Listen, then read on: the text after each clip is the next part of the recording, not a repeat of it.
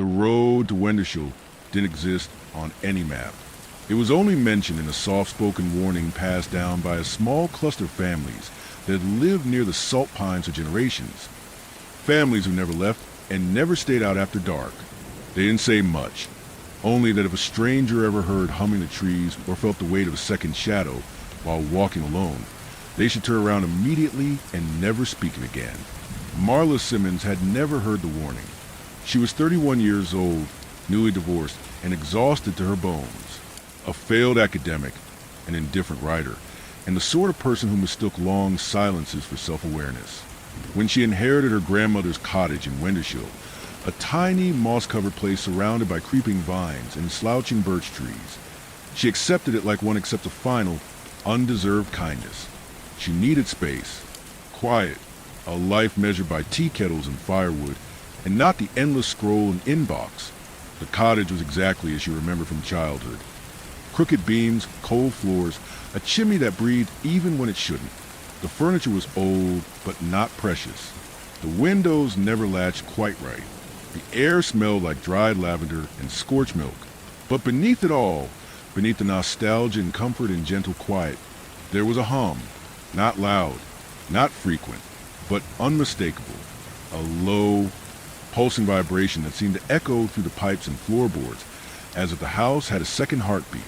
She noticed it her first night there, shortly after unpacking a few books and curling up on the couch with a dusty quilt.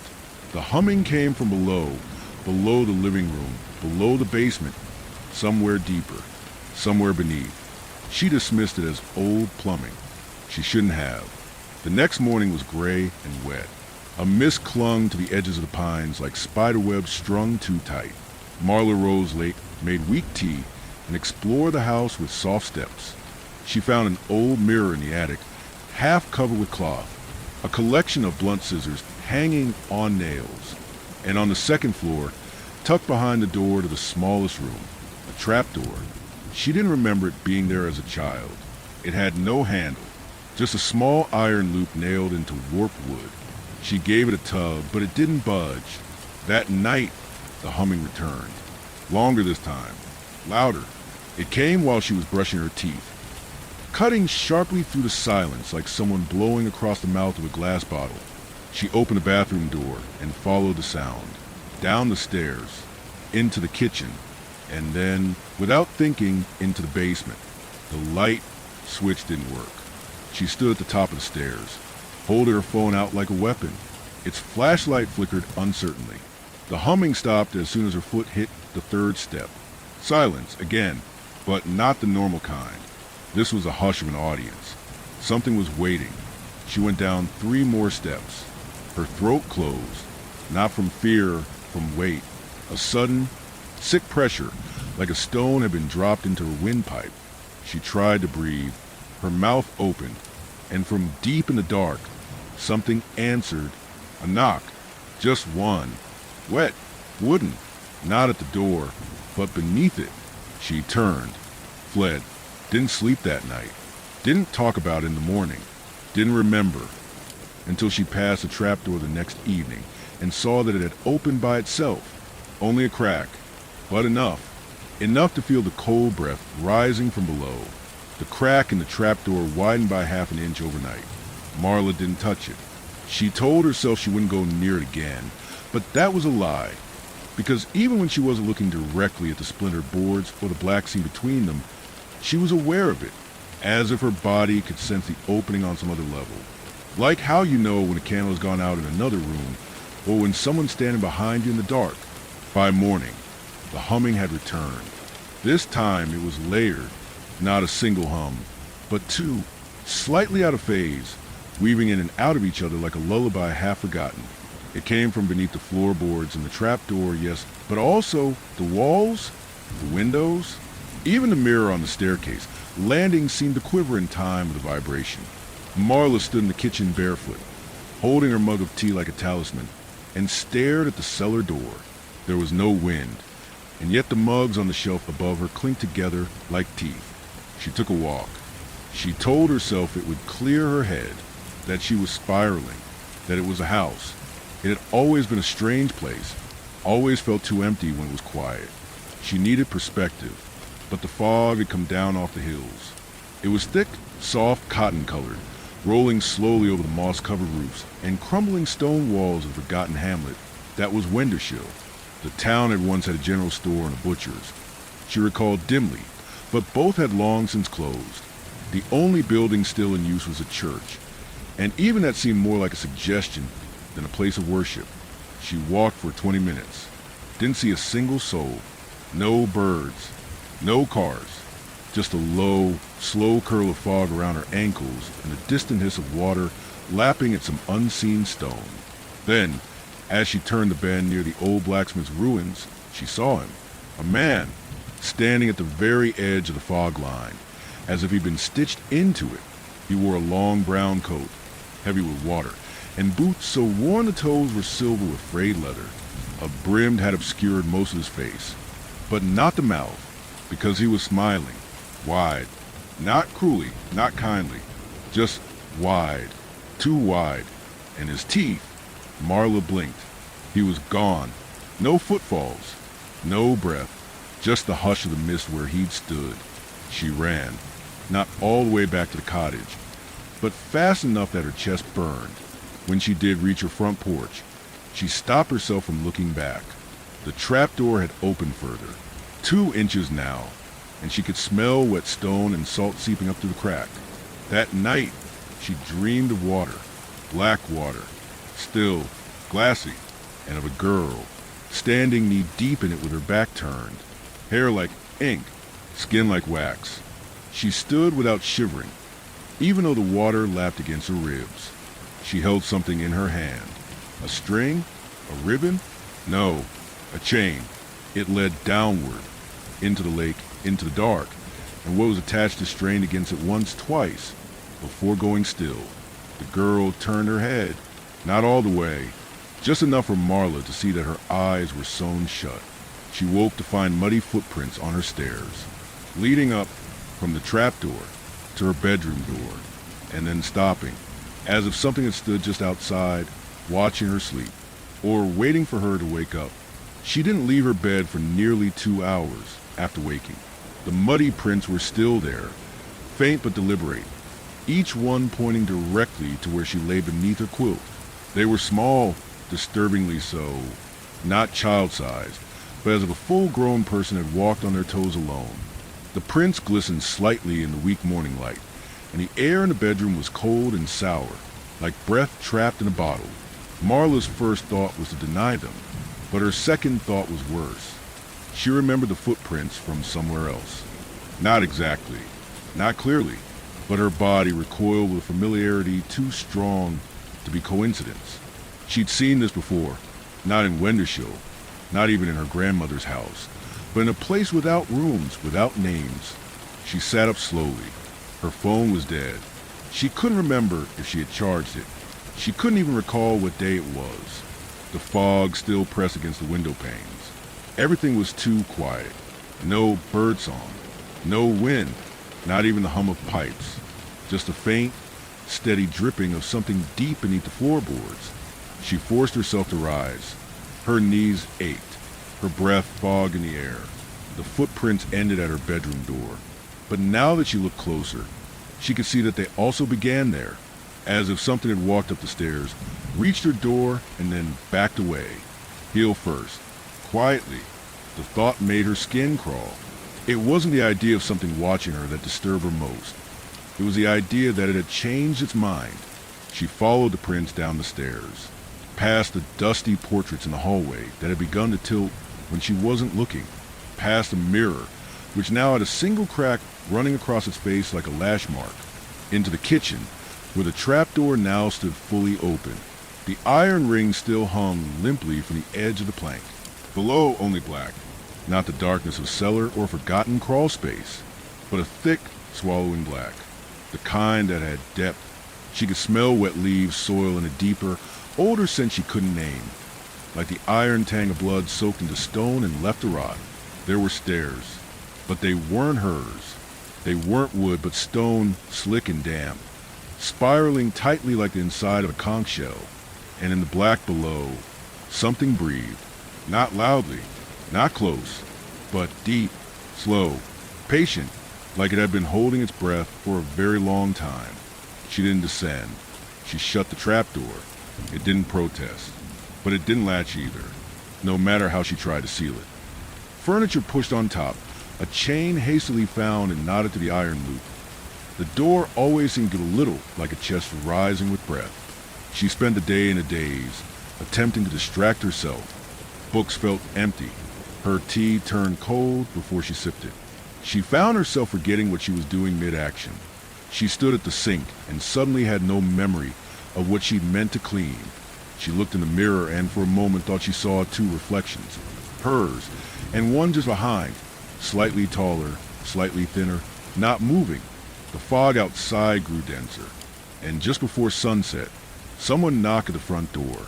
3 slow raps. Soft, polite, too polite. She stood frozen in the kitchen, tea trembling in her hand. The knocks came again. Then a voice, barely more than a whisper. "Marla," it said. "You've seen it, haven't you?" She didn't answer, didn't move. The voice was wrong, not unfamiliar, but unearned, like a stranger using your childhood nickname. A third knock, then silence. She finally opened the door just after midnight, armed with the fireplace poker. No one there, but someone had left a package on the step, wrapped in thick, waxy paper, bound with twine. No label, no name. She brought it inside, hands shaking, opened it on the kitchen table. Inside, a small brass oil lamp, a key made of bone, and a photograph, old, curled with age. It showed a group of people standing around a well, deep in the woods, dressed in old-fashioned clothes. Marla didn't recognize any of the faces, except her own, standing in the back row, expression blank, eyes wide, holding a spool of chain in both hands. Marla didn't sleep. She sat in the kitchen with the photograph, the bone key, and the little brass lamp laid out in front of her like strange offerings. The oil lamp gave off no scent, but its metal felt warmer than the air in the room. The wick hadn't been lit, yet a faint line of soot curled around the glass, as though it had burned for hours in some other place. The key made a noise when she touched it. Not a rattle, not a chime, but a click like something unlocking deep inside her teeth. She couldn't take her eyes off the photograph. Her own face stared back from that faded paper. Not similar, not a resemblance. Her, same cheeks, same mouth, same odd scar near her left brow that she'd gotten when she was 9. She wore a dark dress, plain and stiff, and stood at the edge of a small crowd. All of them gathered around a crooked well, the mouth of it covered by slats of rotting wood and nailed boards. She should have felt disbelief, shock, denial, but what she felt was cold recognition, like a word on the tip of her tongue. The next morning brought no sun. The fog had thickened overnight, pressing it against the windows like wet fabric. The air inside the house was dense and metallic, like the smell of rusted chain link after rain. She boiled water for tea and found herself staring at the trapdoor again. It was still closed, but the breath from beneath it had become louder. Not a hum anymore, not a vibration, but the steady sound of something shifting, slow, grating, like stone dragging across stone. She left the kitchen and went into her grandmother's bedroom, searching through old drawers she hadn't touched since arriving. Most were filled with dull linen, cracked soaps, and broken combs. But in the bottom drawer, beneath a folded shawl, she found something else. A journal, wrapped in cloth, bound in twine. No name. The first page had only one sentence, scrawled in frantic ink. "Don't go to the well. Don't go beneath." She read the journal over the next 2 hours, her fingers trembling more with each page. It hadn't been her grandmother's. Not unless her grandmother had written about events that hadn't happened yet. The entries were scattered, inconsistent, but all mentioned the same thing. The mouth beneath the cottage is older than the stone. It doesn't need you to believe in it, only to hear it. They used to drop things down there to feed it. Teeth, hair, names. It sings in your bones before it comes to your door. She came back wrong. He pulled her out, but she never blinked again. Then near the end, if you see yourself in the water, shut your eyes. If it smiles, run. The key doesn't open a door. The door opens a key. Don't let it climb the stairs. Marla put the journal down and looked at the bone key again. She couldn't explain why, but she suddenly knew that the key was meant for something beneath the house. Not the trapdoor itself, but something below it, a second door. She lit the brass lamp, expecting it to fail. Instead, it caught instantly, burning with a cold, silver-blue flame that gave no heat but lit the room with an unnatural clarity. Shadows deepened where the light touched them. The corners of the kitchen darkened. The ceiling creaked once, then fell still. She unchained the trapdoor and pulled it open again. The stone steps were wet. She descended, one step at a time, her breath shallow, the flame steady. At the bottom of the spiral, after 21 steps, she reached the dirt. It wasn't the usual basement. It was older, raw earth pressed in from every side. The ceiling was low, the floor damp and soft. She followed a narrow tunnel forward, the light stretching only a few feet ahead. After several minutes, she came to it. The door. It was not wood, not metal. It was flesh, pale, waxy, and stretched tight across the arched frame of stone, stitched shut with black cord, veins webbed across its surface. It pulsed faintly beneath her light, and in the very center of that terrible thing, a keyhole. She didn't want to get closer. She didn't want to see, but her feet moved forward, unbidden. She reached into her coat pocket, pulled out the bone key, and something, from somewhere deep behind the door, shifted its weight. Marla, it whispered, "You've come home." The door pulsed, a slow heartbeat beneath stretched waxen skin. Marla's hand hovered above the keyhole. The bone key pulsed too, not visibly, but in rhythm with the door, like it was remembering something, or waiting to be remembered. Her breath fogged the air, even in the stagnant warmth of the tunnel. The brass lamp's bluish flame did not flicker, but shadows behind her twitched like restless fingers. She didn't want to move forward, but she did. The key met the lock like they'd never been apart. A soft sound, not a click, more like a sigh, like the exhale of something relieved to be found, or awakened. The stitched door twitched at her touch, and the veins across its surface began to pulse faster, reacting to the key inside it. Then it opened, not all at once. The seams slowly unstitched themselves, as if invisible hands were unthreading them with careful reverence. Black thread fell to the earthen floor like shed hair. Marla took one step back, then another. The flesh parted, and the well was beyond. Not a room, not a cellar, a chamber, circular, ancient. The walls were made of stone that dripped, not from moisture, but from some black lichen that breathed faintly in the lamp's blue glow. The room sloped downward toward the center, where the stones gave way to a perfect circle of water, a well without brick or rope, surrounded by etchings long faded. The water didn't move, didn't ripple, but it watched her, and she remembered. The memory struck not like a thought, but like a dream she'd lived and lost. She was 13, or 30, or not born yet. She stood at the edge of the same well, holding a chain, its links slick with mud and something thicker. A woman had knelt beside her, whispering a name over and over again. "I give it, I give it, I give it," until her voice cracked and her eyes rolled back into her skull. The name was fed to the well like an offering. It had accepted. It always did. Sometimes it wanted names. Sometimes it wanted years. Sometimes, if you were careless, it wanted your reflection. Marla blinked. The chamber returned to now. The well was closer. She hadn't moved. The water still showed no reflection, but something beneath it did. A suggestion of shape. Long arms. Pale, boneless limbs that floated upward like dead seaweed. A face just beneath the surface. Unmoving, mouth slightly open, not in a scream, but in expectation. It knew her, not as Marla, but as the one who stayed. The one who never ran. The one who opened the door. She backed away. The lamp began to flicker, not from wind, but from something behind her. A breeze that shouldn't exist in the bowels of the earth. A whisper that wound between the stones like a secret. Don't look behind you. She didn't. Instead, she turned and ran, the lamp swinging wildly in her hand. The stitched door hadn't closed. She crossed its threshold, back into the tunnel, up the stairs, out of the trapdoor, which slammed shut beneath her the moment her foot left the last step. The chain flung itself into place. The iron ring groaned, and the humming stopped. For a time, that night, she found a second photograph tucked beneath her pillow. It hadn't been there before. The image was older than the first. The edges burned, the surface cracked. This one showed the well again, but no people, only shadows. One of them tall and narrow, stretching across the moss like it was cast by a man.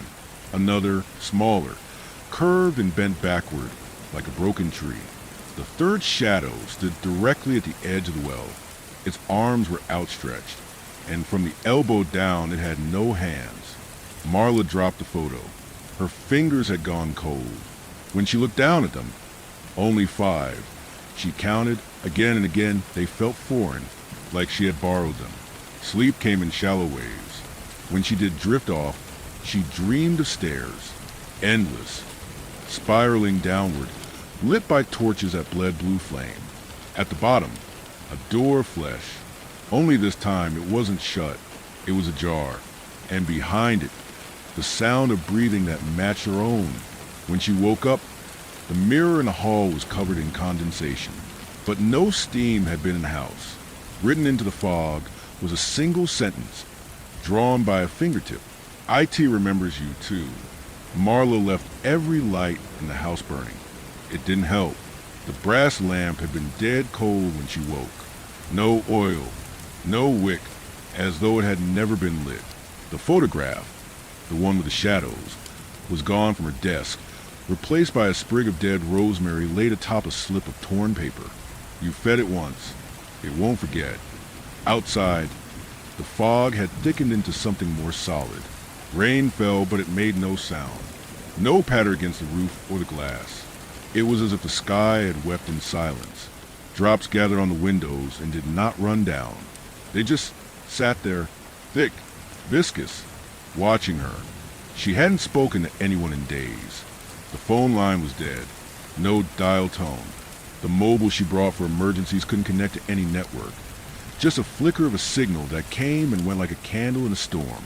She tried the television, the radio, the car. None responded. Even the flashlight in her drawer had no power. It was as if the house and everything in it had drifted quietly outside of time, like the rest of the world had forgotten her, or had been asked to. Around noon, something knocked on the trapdoor. 3 slow, hollow thuds. She didn't move, didn't breathe. The knock came again, then stopped. She waited for hours. When she finally found courage to peek, the door was closed, but not untouched. Scratches had been carved into the wood. Symbols she didn't recognize at first. Then she realized they were tally marks. Dozens, no, hundreds, as if something had been keeping track of the number of times it had waited. She covered the door with a rug, dragged the heaviest chair she could find over it, and sat in silence until the humming came back. This time not from beneath, but from the walls. And the mirror in the hallway, the surface quivered. It was like watching water under glass. And then it changed. She looked at herself, but not her. Her reflection tilted its head when she didn't. It blinked once, slowly, and smiled, not mockingly, but with the soft, tragic kindness you might give a dog before putting it down. Marla staggered back, heart slamming in her chest. The reflection didn't mimic her panic. It only whispered, almost ready. She didn't sleep. Instead, she read. She went back to the journal she'd found in her grandmother's drawer, searching for things she'd missed. In the margins of one page, nearly faded, were the words, "When the fog reaches the stairs, the house begins to remember. When it climbs the walls, so will they. So will they." Marla didn't know who they were, but she had begun to suspect. That night, the rain grew heavier, still silent, still wrong, but now it came with footsteps, not inside the house, but around it, circling, slowly, like something blind but patient, searching not for a door, but for a moment of weakness. She sat on the floor with the brass lamp in her lap, its flame cold and motionless. The footsteps stopped around 3 a.m. Then she heard the whisper at the window. "We buried you." Her throat locked. She did not move. The whisper came again, slower this time. "We buried you." And then the tap of a fingernail on glass. Not sharp, not insistent, just a single knock. Gentle, measured, as if to ask, "Do you remember yet?" She did. Not everything, but enough. A girl, a chain, a promise, a lie, and a name. Not hers, but one she had carried. The name of something old and deep and dry, something that fed on memory and water and the hollow inside people. She curled up in the corner and stared at the mirror across the room. The reflection in it had begun to move. Not mirror her, but pace, like an animal in a cage. At dawn, the rain stopped. The fog thinned, but not fully. And on the front step, someone had left a bowl of water. It was black, still, and when she leaned down, she saw not herself, but the stitched door beneath the house. And it was wide open. Marla stared at the bowl on the step for a long time. The water inside was impossibly still, glassy, unmoving despite the faint breeze that rustled the trees beyond the edge of her garden. She crouched to peer closer and found her own face absent again, in its place. The open door, the damp stone spiral, and something farther below, slowly rising like an idea from the deep. Not a thing, not even a shape, just the impression of one. She kicked the bowl off the step. It didn't spill. It simply landed intact in the soil, and the water inside rippled once in a way that made her heart stumble. The ground around it went dark, saturated in seconds, like the earth was thirsty and it had finally been fed. She slammed the door shut, locked it, deadbolted. Then she went upstairs and locked her bedroom door, too. It made no difference. That night, she dreamed again. The well was wider now. The circle had expanded, not just deeper, but older, more ancient. The bricks were mossy with breath. The rim carved with symbols that weren't letters so much as decisions. They pulsed when she looked at them, not with light, but with remembrance. Someone was speaking behind her, a group of voices, overlapping, soft and close, whispering as if her mouths only inches from her ears. We gave it names. We gave it hours. We gave it the year we were supposed to die, and it took the one after. It was so kind.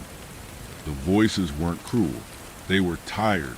She turned, but no one was there. Only the stone circle and the smell of saltless water. And the well, always the well. A chain lay coiled at its edge. Familiar, the same one from a photograph. The same she had dreamed of. Its links were covered in moss. But something darker glistened between them. She didn't need to pick it up to feel its weight. She already carried it. When she woke, the chain was there, on the foot of her bed, cold, wet, and worse. It was dry underneath, as if it hadn't been placed but had emerged. She didn't scream. She couldn't. Her voice felt like it had been borrowed. Instead, she ran to the bathroom, splashed cold water on her face. When she looked in the mirror, her reflection blinked a full second after she did, and there was mud on its neck. The house changed that afternoon. Not suddenly, gradually. Walls no longer aligned quite right. Corners felt farther away. The hallway leading to the back door was longer than it had been. The front door, when opened, no longer revealed the porch, but a narrow corridor fogged. It was still her house, but it remembered other shapes. Old ones. A mirror in the attic she'd never seen before reflected not her room, but a different one entirely. One with dark green wallpaper and a circular window that had never been part of the house's design. Inside that reflection room, a woman sat in a rocking chair, thin, silent, staring directly back at her. Marla turned from the mirror. The room was empty. She looked back. The woman had stood up. The humming returned that night, louder than ever, not just from the trapdoor. Now it came from the walls, the mirrors, the floor. It was like the house itself had begun to murmur, like it was remembering her more clearly with each passing hour. The stitched door below was no longer shut. Marla heard it open, not in a dream, not as a memory. She heard the hinges creak, the latches peel away, the door falls softly against wet stone. Something had climbed the last stair, and now it stood beneath her. She didn't leave her bed, not even as footsteps padded softly across the floor below, not when the air grew thick and damp, not when the mirror on her nightstand clouded over, and she saw a second shape in it, looming behind her, something tall, with no face, but dozens of eyes stitched into its chest, each one blinking out of sync, weeping thick black tears. It placed a hand on her shoulder in the mirror and whispered, "You're almost home." Marla woke to find her bedsheets damp with soil. Not mud, not water, just earth, rich black and fragrant with something old. It clung to her legs, pressed beneath her fingernails, streaked down her arms as if she had climbed up from it rather than down into it. She didn't scream, not because she wasn't terrified, but because the fear had become familiar, normal, expected. The air in the house smelled like the bottom of a root cellar, wet wood, mildew, and old breath. And everywhere, behind walls, beneath floorboards, curled in corners of her vision, she heard it, whispers, too faint to follow, but never far. The fog outside was thicker now, not pale, not soft, dense, like packed cotton soaked in oil. It pressed against the windows, bulging inward at the corners, like it was no longer content to remain outside. Something had changed. Something had grown confident. She found a ladder in the hallway. She didn't own a ladder. It leaned against the attic hatch, waiting. A thread hung from the pull chain above, twitching gently, like it had been disturbed seconds ago. For a long time, she stared at it. Eventually, she climbed. Each step creaked with a strange elasticity, like the ladder was not made of wood but something tenderness. She pulled the hatch open slowly. The attic was pitch black, but not silent. It breathed. Long, deep exhales. They weren't hostile, but they weren't human either. Marla lifted her brass lamp, newly filled, flame flickering, and crawled into the attic on her hands and knees. It was larger than she remembered. The eaves stretched impossibly wide, as though the house had grown around her in the night, its bones bending backward to make room for something else. She found a mirror there, an old one, full-length, oval, framed in black, with that glistened wetly in the low light. This one didn't show her at all. It showed the well, but not the well as it was. The well as it would be, overgrown with white roots that pulsed and moved like worms. A figure knelt beside it, wrapped in black cloth, with hands held out and wrists cut lengthwise, not from violence, but ritual. The blood flowed not into the stone, but up in reverse, as if the well was drinking directly from the veins. The figure looked up, and even though its face was empty, Marla knew it had eyes. They were stitched shut. She backed away. Her foot knocked over something behind her, a pile of children's shoes. Dozens of them, small, stained, left in a neat, careful circle on the floor. A note lay at the center. If you take nothing, it still takes. The attic hatch slammed shut behind her. The lamp went out, but the mirror stayed lit, and in it, she saw the stitched man standing behind her, arms open wide, waiting. She didn't leave the attic. She fell asleep on the floor, hands clutched around the lamp, even though it was dark and cold again. When she woke, something had drawn a shape on her forearm in ash. It looked like a spiral, but it twisted inward, and when she looked at it too long, she felt like her body was falling, even as she stood still. The whispers in the eaves grew louder. They began to say her name. Not Marla, but the other one. The one she had carried since childhood but never spoken aloud.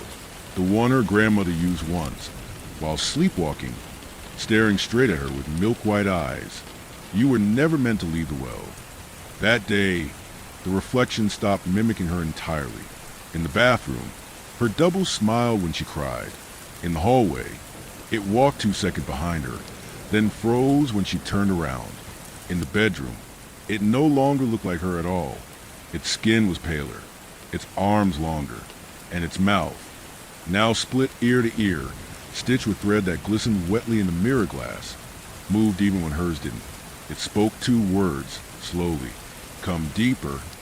She didn't eat. She didn't sleep again.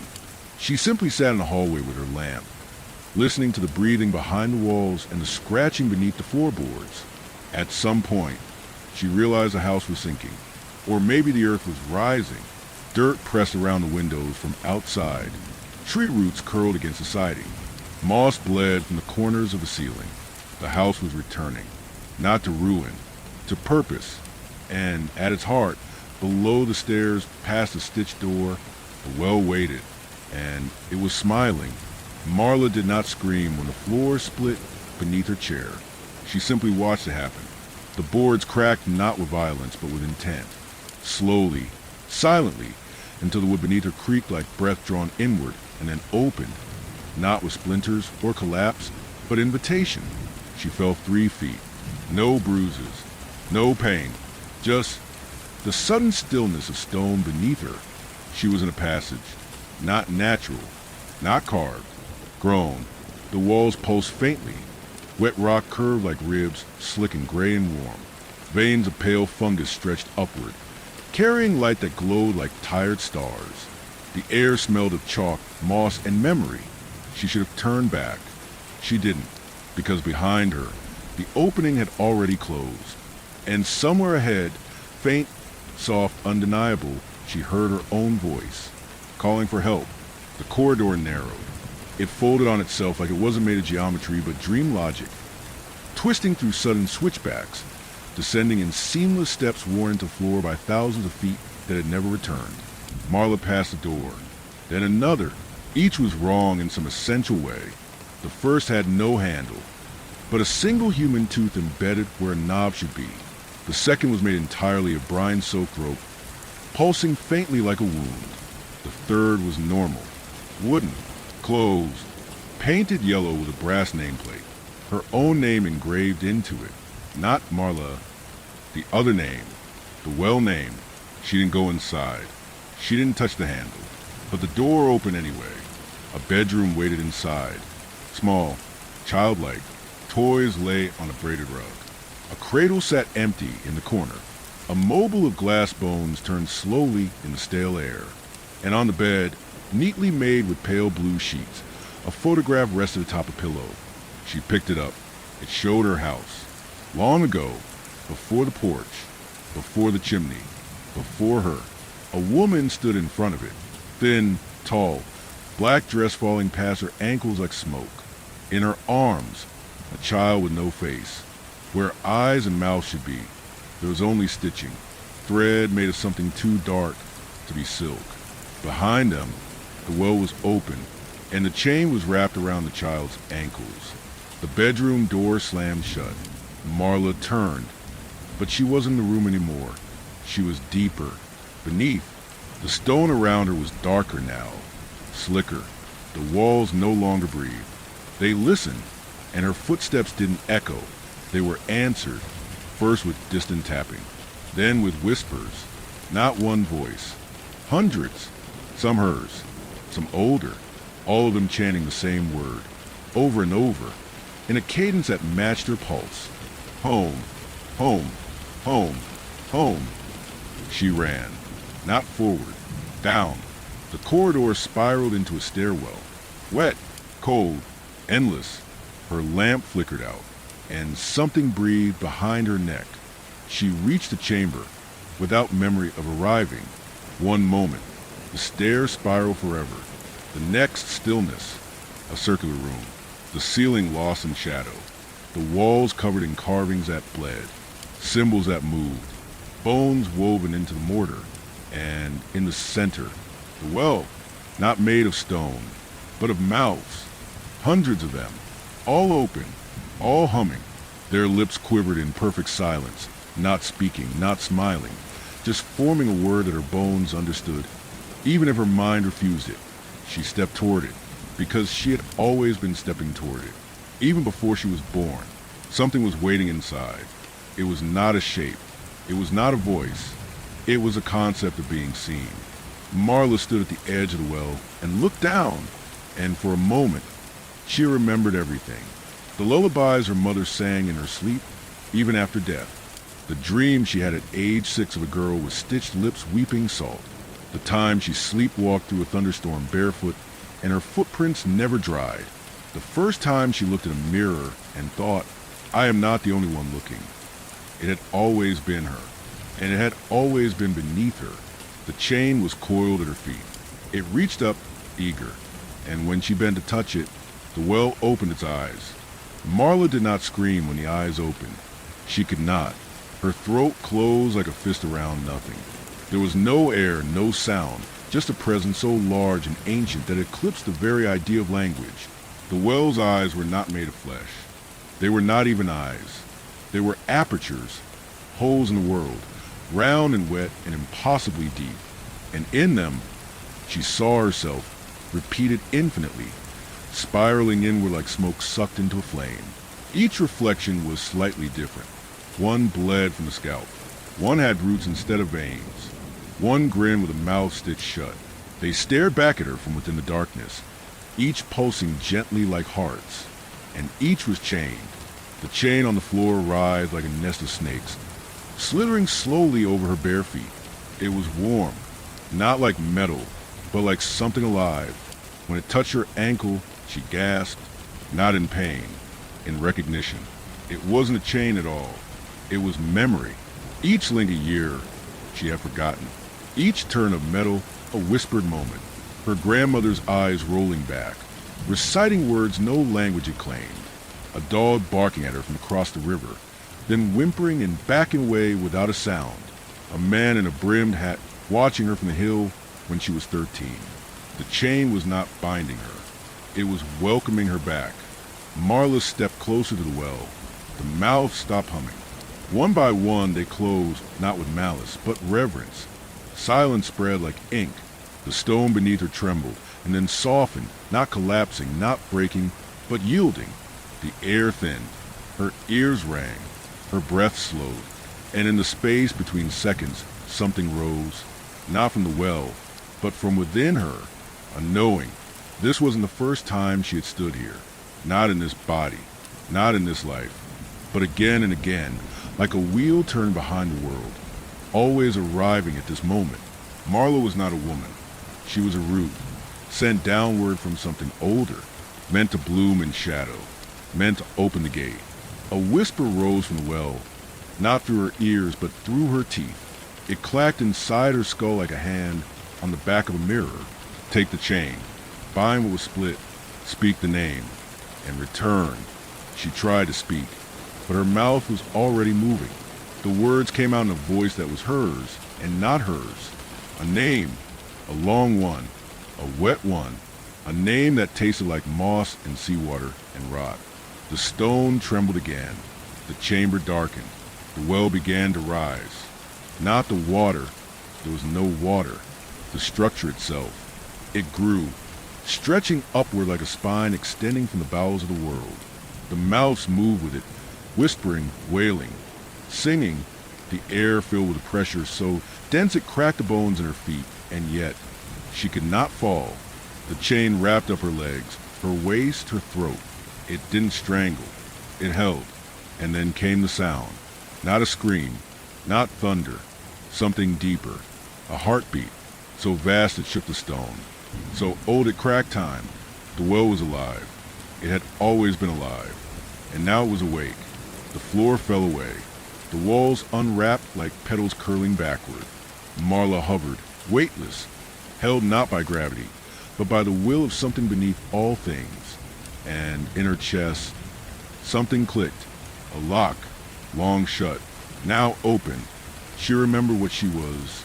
A key, not to a door, but to a mouth. And when that mouth opened, the world would not end. It would simply begin again. The world unspooled around Marla, like thread torn from a dream. There was no sound, only pressure. The kind you feel behind your eyes when something terrible is about to happen, but hasn't yet. She was falling, or floating, or suspended. The well had risen high behind her, twisting tower of mouse and shadows, but now it bent inward, curling around her like a serpent made of grief. And below was a forest, but not of trees, of people. They stood upright, hundreds, no, thousands, arranged like timber in the soil. Each was grown into the earth, their legs tapering into roots, torso stretched thin by age or rot or time. Their faces were blank, not featureless, but erased, each expression smoothed over like clay softened by rain.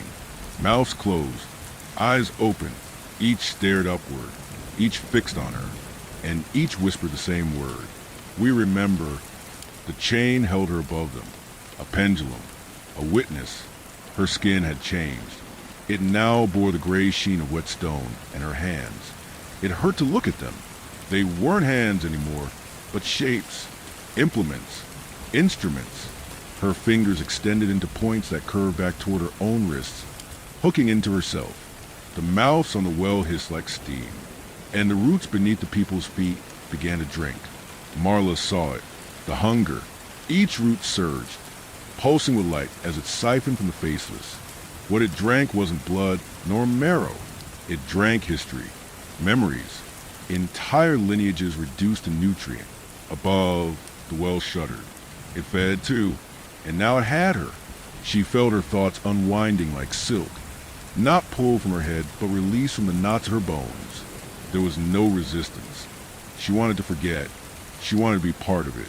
Because in this space, this chamber of soil and shadow and silence, there was no pain, no loneliness, only belonging. And belonging is so much colder than joy, so much deeper, so much harder to undo. A sound pierced the quiet. A bell, faint, metallic. She didn't remember bells, but her heart did. It thudded once in response, and suddenly she felt her body lurch. Not backward, not upward, but inward, as if her very core had recoiled from the tolling. Something inside her still fought, something tiny but sharp. It had teeth, and it remembered another name, not the one the well had whispered, but her own, not Marla, not the name on the yellow door, but the name her mother had whispered when she was sick, the one buried in lullabies, the one she hadn't heard since childhood. May! The chain faltered, not snapped, but loosened, and from her chest came a breath, a true one, dry, ragged, her own. The mouth shrieked, not in anger, in surprise. The stone beneath the forest cracked as several rooted figures collapsed. Their roots withered, their skin peeled. The well recoiled, coiling tighter, shivering like a wounded beast. May fell, straight into the forest, but the rooted didn't catch her. They moved aside, and she passed through them, through their forms like water slipping between reeds, until she struck something warm and wet and alive, not the ground, something beneath it, a chamber below the chamber, a second womb, where the well had come from. The landing was not a landing at all. May didn't strike stone or soil, she sank. The surface accepted her like breath into lungs, and for a long moment, she was cradled in a fluid warmth that pulsed with rhythmic life. She was not drowning. She was being remembered. All around her, the dark churned. Not water, not blood, but something slower, thicker, older. It held her not as a prisoner, but as a record. A living entry in something vast and thinking. The walls here had no texture. They weren't made of stone or root, but of memory skin, millions of half-formed thoughts crawling just beneath the surface like unborn eyes. They bulged gently as she floated, brushing against her arms with the tenderness of a mother touching a fevered child. Above her, the well still hissed. Its tower spiraled downward like a throat inverting itself, but it could not enter here. The mouse froze at the edge of this deeper chamber, teeth grinding against something it could not bite. May had gone beyond, into the heart. She blinked, and the dark began to bloom. Shapes stirred beneath the fluid, not bodies. Seeds, some as small as pebbles, some the size of carriages, all curled tight like fists, wrapped in whispering root. Each glowed faintly, pulse lights in the brine.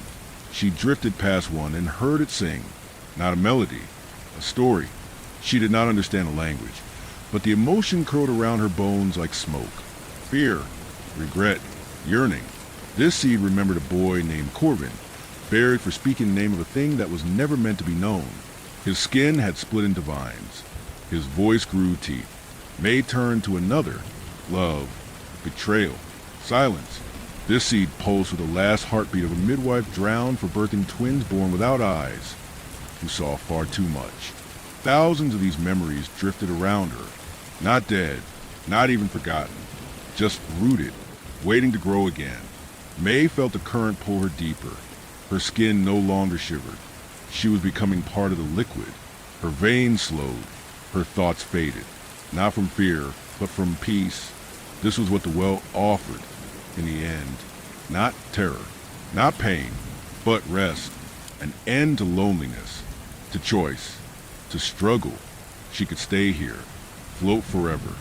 Forget the sound of footsteps. Forget the hunger in her chest. Forget her own face. All she had to do was let go. The chains would never find her here. The mouths could not bite this deep. The forest above would crumble without her, and the voices would go silent, and no one would speak her name again. She could be nothing, and nothing was safe. Then came the touch.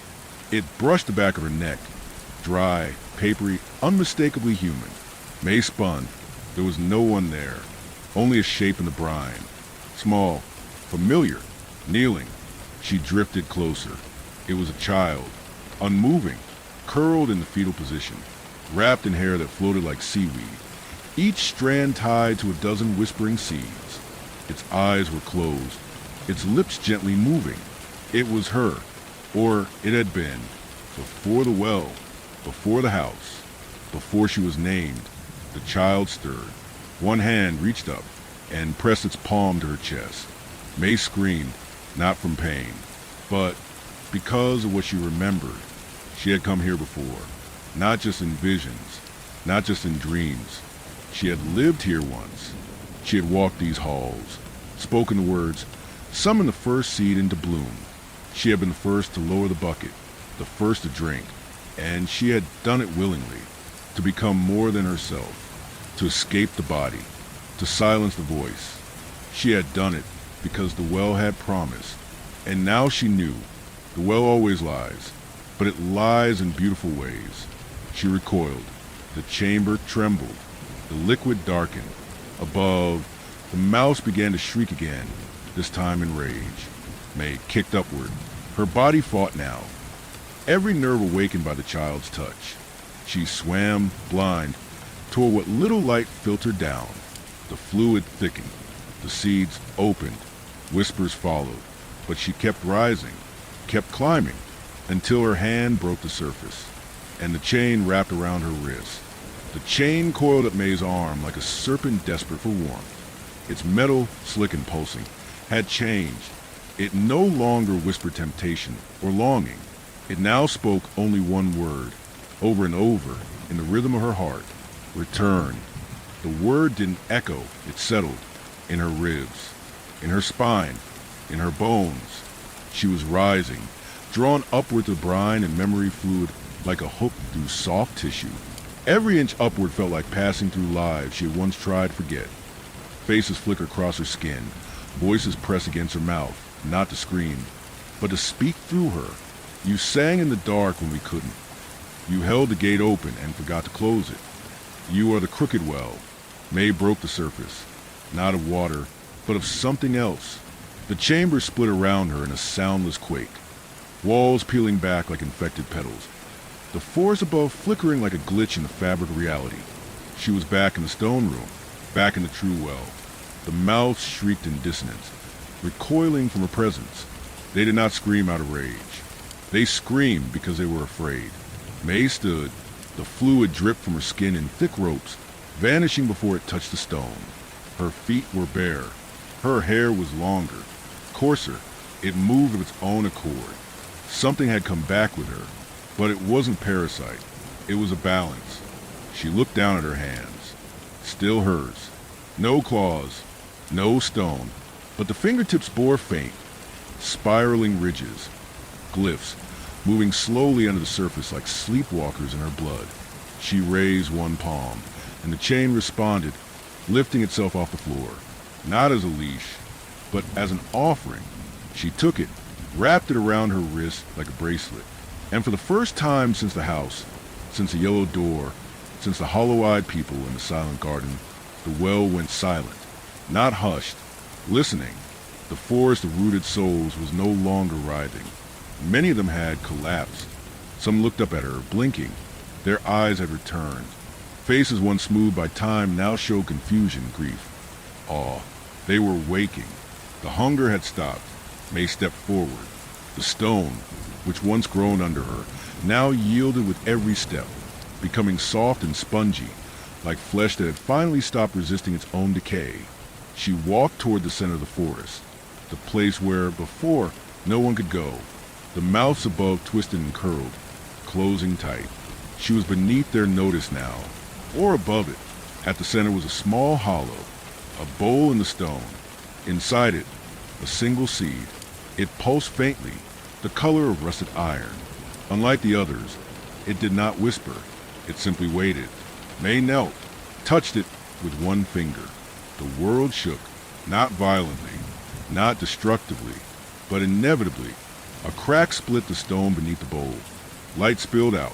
True light, not golden, not divine, just real.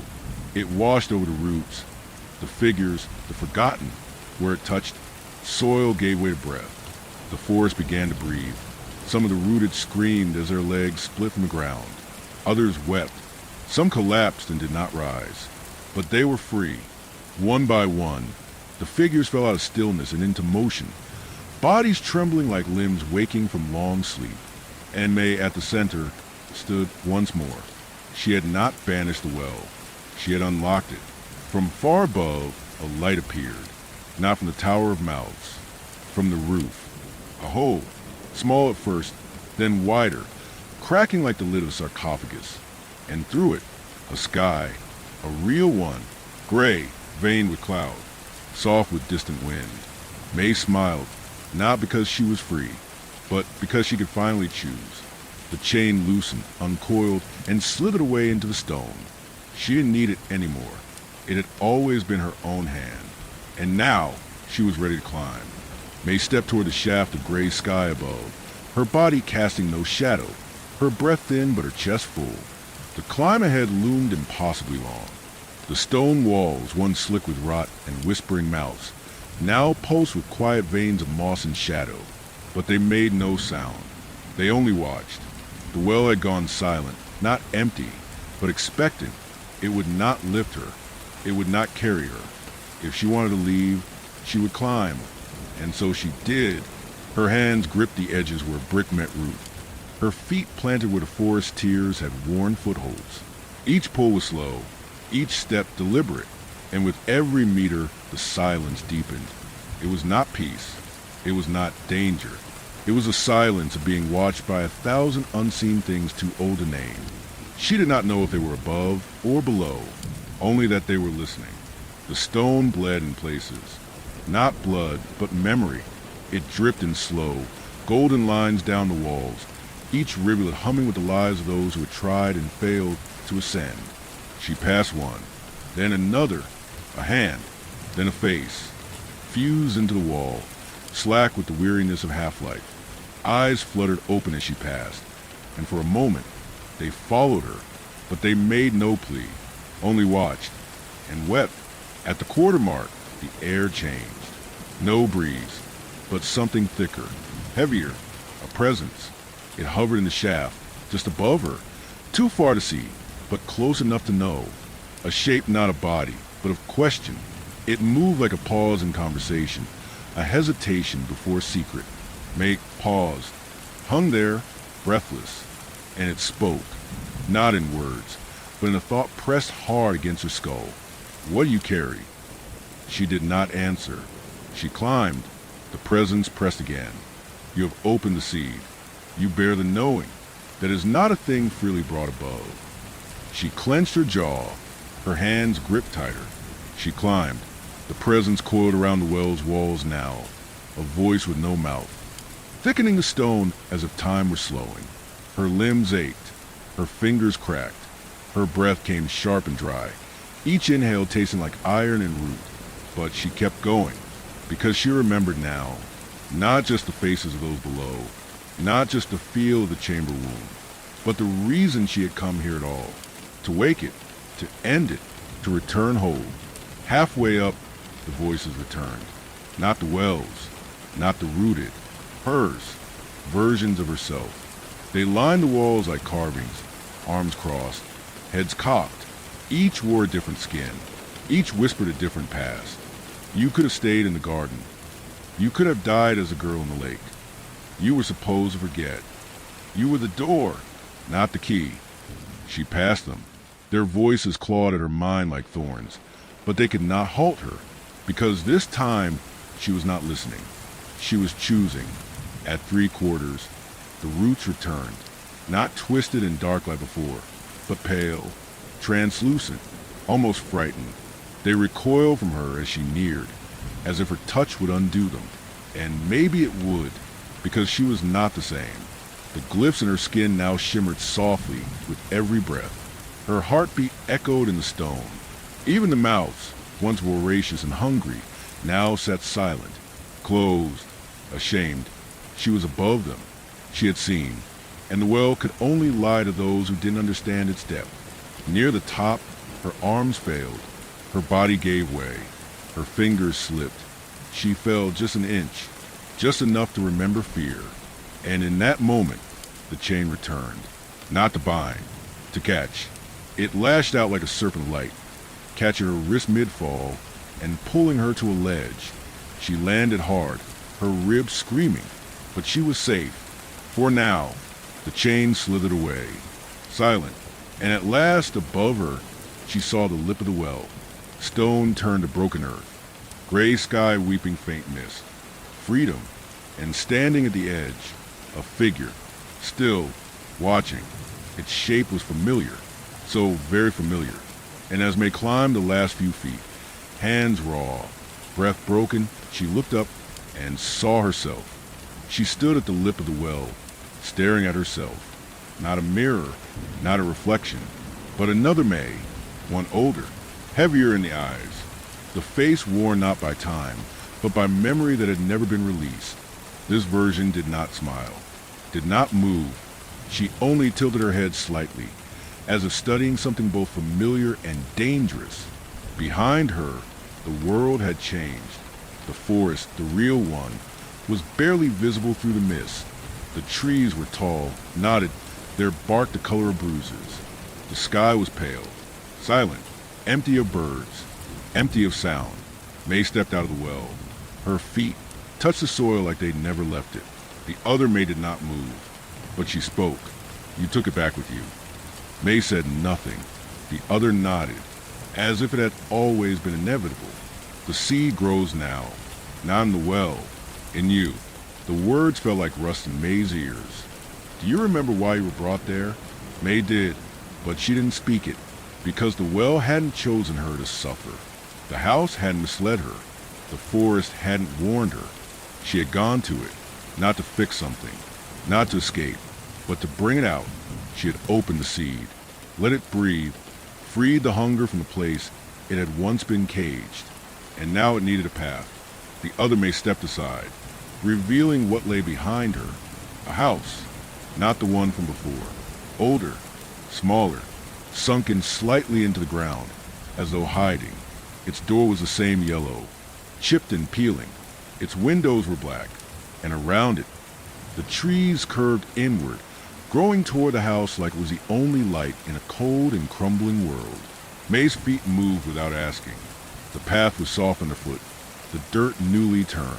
The other May followed behind, not guiding, not protecting, just watching, because this wasn't a choice anymore.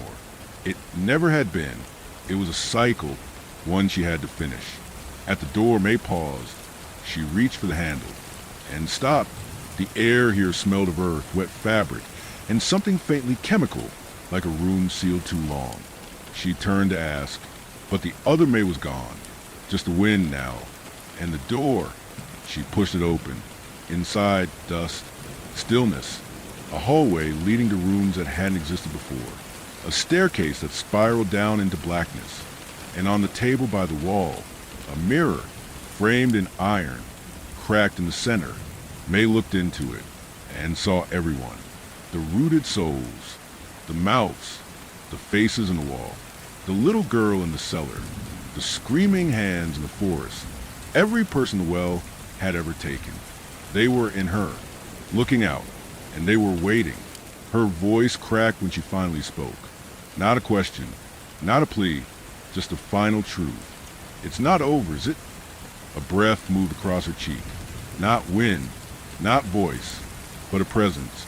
No, it whispered. You are the new gate. The mirror shattered, and the house exhaled. The forest leaned closer, and from beneath the floorboards came the first soft scrape of something waking. Something that had waited too long. Something that remembered her.